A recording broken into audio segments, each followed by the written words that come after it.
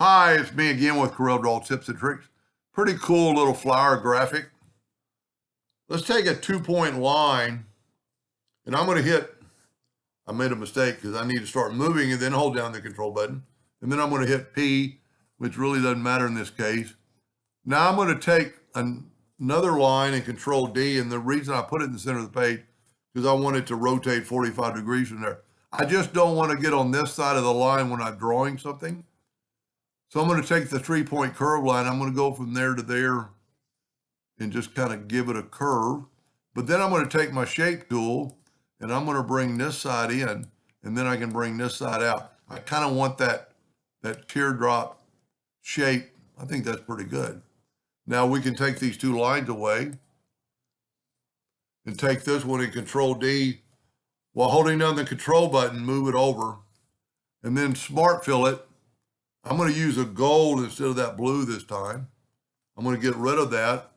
So I made those two objects one object. I'm going to left click, right click. I'm going to control D, holding down the shift key with the two-sided arrow. And I'm going to do that right there. And I'm going to nudge it down a little bit. But then I'm going to control D. That's the only thing I don't like about control D. Control D, it'll do it that. So now I'm going to go all the way almost to the top.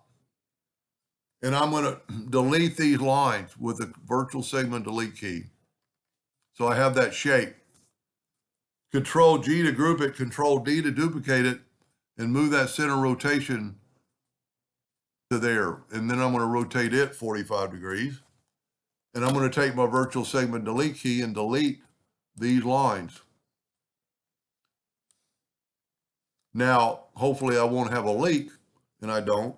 I'm going to go ahead and nudge that over. This way I know I don't have a leak because I did everything, I filled everything in. I'm going to nudge that back, which really doesn't matter. Now I'm going to take this one, the outside one, and put a little darkness to it with the interactive fill tool. And I'm going to put a little darkness to the tip of this. That might be too much, so I'll bring my gold down. I just want a little bit of darkness. I'm going to take this other middle one. I wonder what I got, something like I got right there.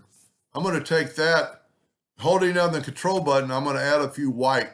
So every time I tap it, it'll make it a lighter gold. Now I'm going to take this one, hold down the control button and add black, making it a blacker gold. Now I'm going to take the interactive fill tool and swipe up, and I'm actually going to put white in the tip. I'm not so sure it's going to look good, but get back to the interactive fill tool, maybe make it a little bit wider. And I wish it was a little darker, but that's pretty good. That'll work. Control G to group it, Control D to duplicate it. Double click and then make sure you're on the node. And we rotated 45 degrees, so we're going to rotate 45 degrees again. Now there's a lot you can do with this, and I think it looks pretty cool with the black background on it. But what I want to do is maybe put a circle in the middle. We're going to do that off screen or off the deal so we can kind of see it. And I'm going to move that in. I'm actually going to put two of them. And I'm going to take that same gold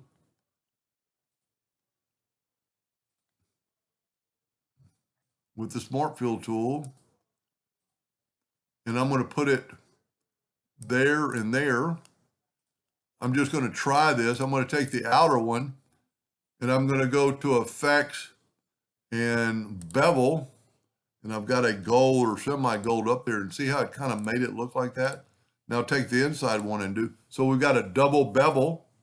Looks pretty cool. We're going to take the smart fill tool and fill that in. And really, I shouldn't do anything to it because it looks pretty good. And we could actually take these and spin it around and have, well, I guess it didn't work.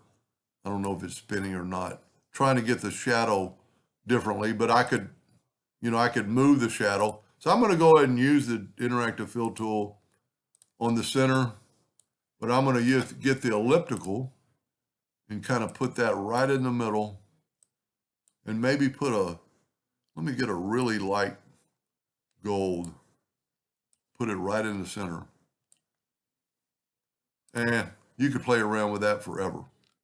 Then you just Control G to group it and hit P, and it put it in the center of the page.